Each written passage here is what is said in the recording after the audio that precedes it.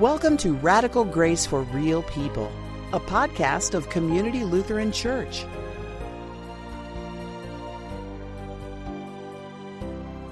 Here is our senior pastor, Ben Berggren. And so we finish up our Lenten sermon series and journey, not only looking at spirituals, but also the story of the Exodus. So for the last time, would you please welcome to the stage Nix Taylor.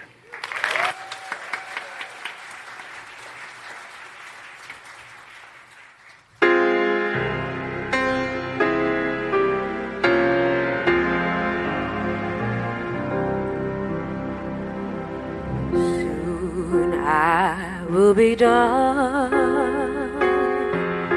The trouble of the world, the trouble of the world, the trouble of the world. Soon I will be done. The trouble of the world. We're going home to be with God. No more weeping and wailing. No more weeping and wailing. No more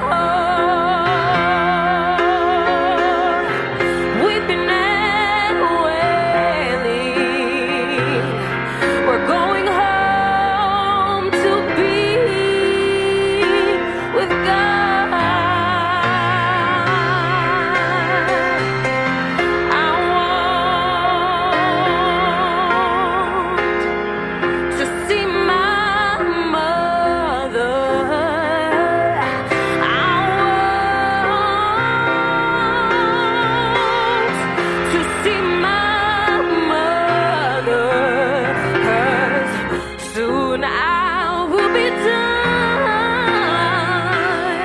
with the troubles of the world.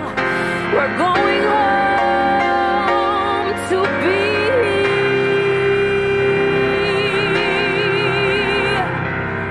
with God. Oh.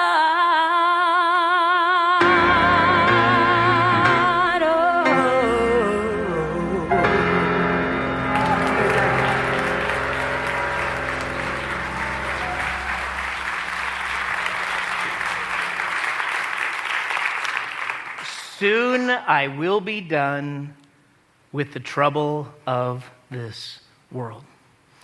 The first place that we see this documented is in a book called The Story of the Fisk Jubilee Singers in 1881. But we know that it's older than that. There was a related spiritual found in a hymnal called The Slave Songs of the United States in 1867, and that was entitled, "These All My Father's Children Had Related Themes." But once again, we know that this song has its origins firmly found on the plantations of the Deep South before the Civil War. And what you hear is not only beautiful, but it's haunting as well. And it strikes a couple of different chords. One of them is desperation. Soon I'll be done with the troubles of this world. It's pretty easy to get a sense that those who sang this originally didn't have much left in the tank, not by their own doing. They're almost on empty and life is almost over, almost welcoming it because life is so hard. I am done. And then you add to that next verse. I want to see my mother. I mean, what a declaration. And yet there's an unknown to that statement, which also brings great sadness when you think about the context. Is their mother dead? Or were they separated because of slavery? And the only possible reunion would not happen in this life, but the next. Either way, the statement is heartbreaking. And yet in a different way, we can identify with that line because we all have people that we want to see one day. And we know that that won't happen until we're going home to live with God. So you have one chord of desperation and longing. But yet there's this element of hope as well. Maybe not in this life, but one day there will be no more weeping and a wailing. There's plenty of it here. There's plenty of it right now. But not in heaven. Because one day everything will be set right. Now that isn't wishful thinking. It's not escapism in that sense. Matter of fact, John, the disciple, friend of Jesus, gets a glimpse of heaven, and he paints quite the picture for us. Many of you know what is contained in Revelation 21, but let's go back over it. For those who have never seen this, this is beautiful. This is John. He wrote, he said, "After this I heard a loud voice from the throne saying, 'Now the dwelling of God is with people, and the Lord will live with them. They will be God's people, and Jesus himself will be with them and be their God. He will wipe every tear from their eyes. There will be no more death or mourning or crying or pain, for the old order of things has passed away.'" I don't know about you, but I want that today. I don't want that someday. I want that in the here and now. I don't want to wait until eternity comes. And when I pray a different prayer that we all will pray this morning, when we pray this line, "Thy kingdom come, thy will be done on earth as it is in heaven," I'm thinking about Revelation 21. That's what I want to come here today. I want the old order of things, that is the way things are right now. I want the old order of things to pass away, not someday, but today. So when I pray, "Thy kingdom come," Revelation 21 is what I'm praying about. I don't want that to be someday. I want that to be today. But I have been accused of being impatient. Yeah, right? Even if I can't have that now, rest assured, I am looking forward to the day when there is no more weeping and a wailing in anyone's life. And there's only one reason why that promise is sure and good. And I want to remind you of that because it doesn't happen automatically. It happens because of Jesus' death and resurrection and our subsequent faith into the one who will eventually reorder everything. It doesn't just happen. It happens because we trust in Jesus. The people who sang this originally knew that, and we do too. We just need to be reminded once in a while of that. And when we think about soon I will be leaving the troubles of this world, there's a biblical metaphor for that. There's a metaphor for crossing over into heaven, into that place of perpetual joy where the old order of things does not exist. And it's tied to the story we're going to talk about today. It's called crossing the Jordan. That's the metaphor. And that dates back to this story that I read to you a little earlier about Joshua and the people of Israel right there at the cusp of the promised land, waiting to cross the Jordan to be home. So in a metaphorical way, when we think about when we leave this earth, we are crossing the Jordan to go home to heaven.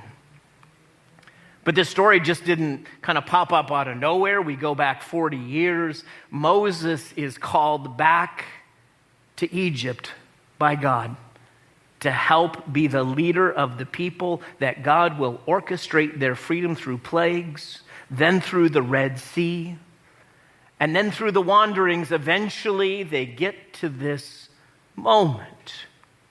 It's finally within sight, and this is how it begins.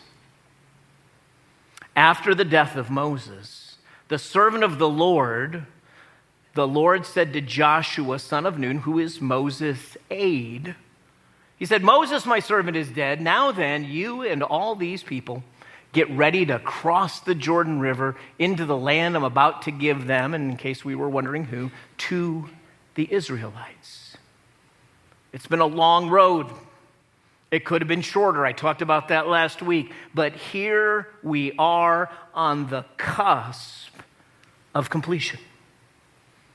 And there's a bookends to this story, right? I mean, you think about the bookends of this. You have the Red Sea as one bookend, where God separates the water so that the people of Israel can walk on dry land and find their footing, to be free of Pharaoh, to be free of slavery. And then at the other end of that bookend is God is about to part the Jordan River so that the people can go home. But there's something about this that you need to know if you're going to apply the spiritual truths to your life today. Because if we get hung up only on the historical model, if we get hung up on the history of the story and miss the spiritual truth, then it's just like walking down memory lane. Oh, that was nice, but it means nothing to me. So we need to dig a little bit deeper so that we can apply this story to our lives. And it begins this way, and it is not just something I've come up with. It is something that is ancient and old, and the people of Israel knew this. We just forget that water in the Old Testament isn't just water. Water had a metaphorical and spiritual meaning that we can miss if we only focus in on the mechanics of the story. You know, the tangible stuff, like, oh, look, they're passing through the Red Sea, or, oh, look, they're walking through the Jordan. Oh, if we miss the metaphor, if we miss the spiritual truth, once again, we can't apply it to our lives. So water meant more than water. Water also pointed towards this reality: chaos. The chaos of our lives, the chaos of the world, the death and destruction that happens all around us. And so in the Hebrew Bible, when they saw stories of water, they also said, aha, this is pointing to a larger reality of the chaos of our lives. And just in case you think I'm making it up, I go to the second verse of the Bible, Genesis 1:2. When God is about to create, as the story goes, it says this: now the earth was formless and empty, and darkness was over the surface of the deep, implying water. And the Spirit of God was hovering over the waters. In ancient Israel, if you read this, you know that God was hovering over the darkness and the chaos and the destructive disorder of this world. And then as the story goes, what does he do? But God brings order out of disorder. God brings stability out of chaos. So the spiritual truth reminds us, even in Genesis, that God brings order and safety. Water has significance in the Old Testament. Let's apply it. We go back to the Red Sea moment. God separates the Red Sea. Chaos is opened and held back. And the people of Israel walk in safety until they get to the other side. Who is pursuing them? The Egyptian army. And God allows the chaos to filter in, and he closes the Red Sea, and it brings an end to the Egyptian army. The chaos and the destruction come back. The people of Israel are safe. Now, the same thing is going to happen here. 40 years later, they're at the cusp of the Jordan River, and God is going to separate it and hold back the chaos. Now, it says, just for effect, that don't miss this, it was at flood stage as well, so it was a pretty full river. He's going to hold back the chaos once again so that the people can go home. So here's how it happens. As soon as the priests who carry the ark of the Lord of all earth, set foot in the Jordan, its waters flowing downstream will be cut off and stand up in a heap. The priests who carried the ark of the covenant of the Lord stood on firm and dry ground in the middle of the Jordan, while all of Israel passed on by until the whole nation had completed its crossing on dry ground. When we hear this just from a historical, we miss the truth. When we only look at what a nice story that was 3,500 years ago, we miss the fact that there is something true about this story and true about God that is applicable and true today as well. And it's this, that God in that moment, hovering above the Ark of the Covenant, did not go ahead of the people, hoping that they would catch up. Come on, you got to hurry it up. Come on, I don't have all day. God stopped in the middle of the Jordan. God stopped in the middle of where the most chaos and destruction was, and he waited for the people to pass on by safely. You see that when we are in the wilderness of our lives, when life is uncertain and unclear, God doesn't run on ahead. He waits in the middle of the chaos, and he waits for us stragglers, because he won't leave anyone behind. That is a truth for today, that God doesn't run on ahead, that God waits for us in the chaos and says, I am here, keep moving, and he will wait as long as need be, because God is patient and kind until we find our way. Now, in this moment at the Jordan, right before the waters are split, and God says, you see it right there, that the waters are going to pile up upstream. Guess where they pile up at? It's so fascinating, and there's layers to this, so I don't want you to miss this. And this is what it says in Joshua 3:16. It piled up in a heap a great distance away at a town called Adam. Oh, you mean Adam, the guy from the story of creation, the first human being, the Adam who brought sin into the world when he decided that the Garden of Eden was like Burger King and he should have things his way? That Adam, that guy? The one who rebelled with his wife Eve and sin came into the world, and that Adam? Yeah, there's a town named Adam where the waters of chaos and destruction are piled up. Named after the guy who brought pain into this world. And if you're not catching my drift, this is what St. Paul in the New Testament says about this. Sin entered the world through one man, Adam. But that wasn't the end.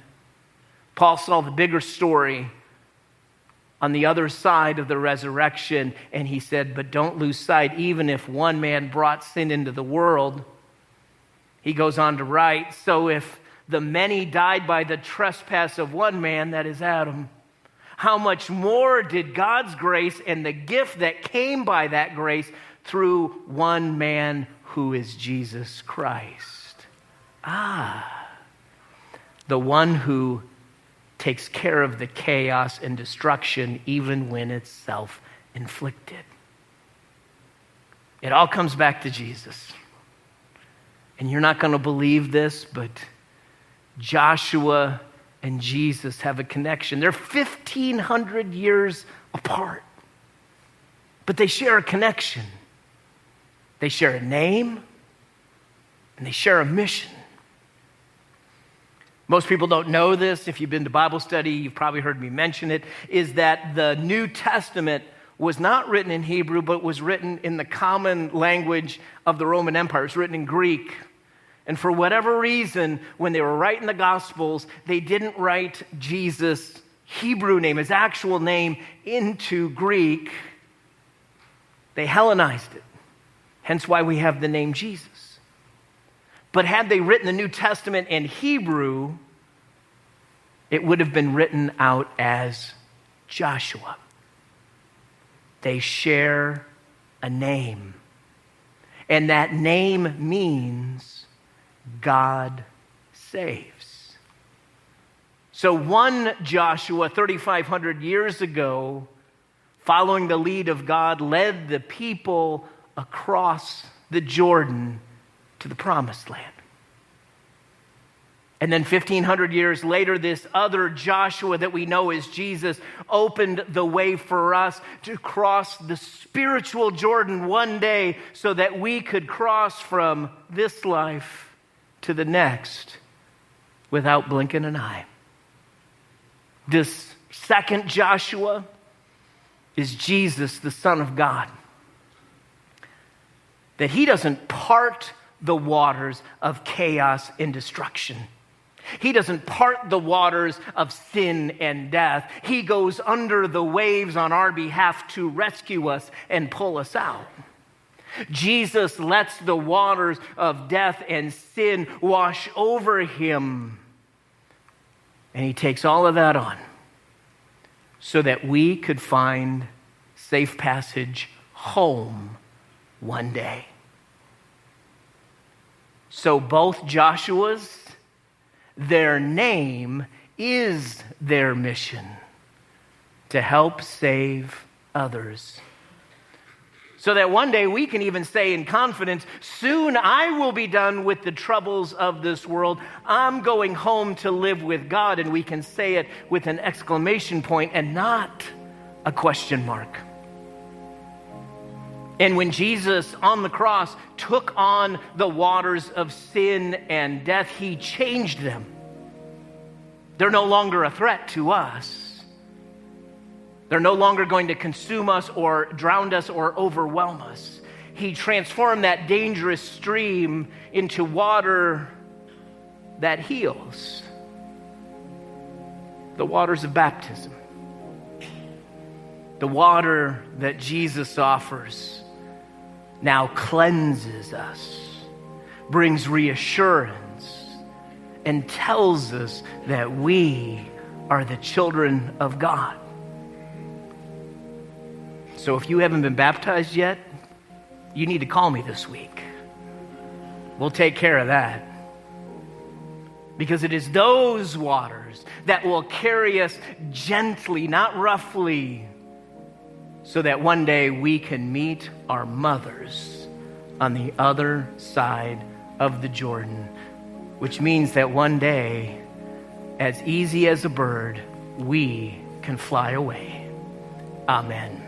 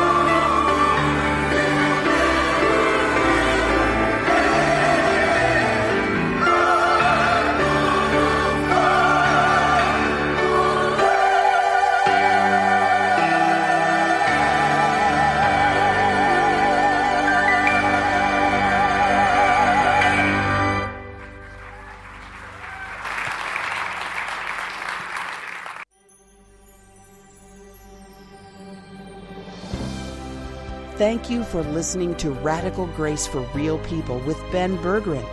We invite you to worship with us online or in person. Visit our website at communitylv.org for worship times. Have a blessed week.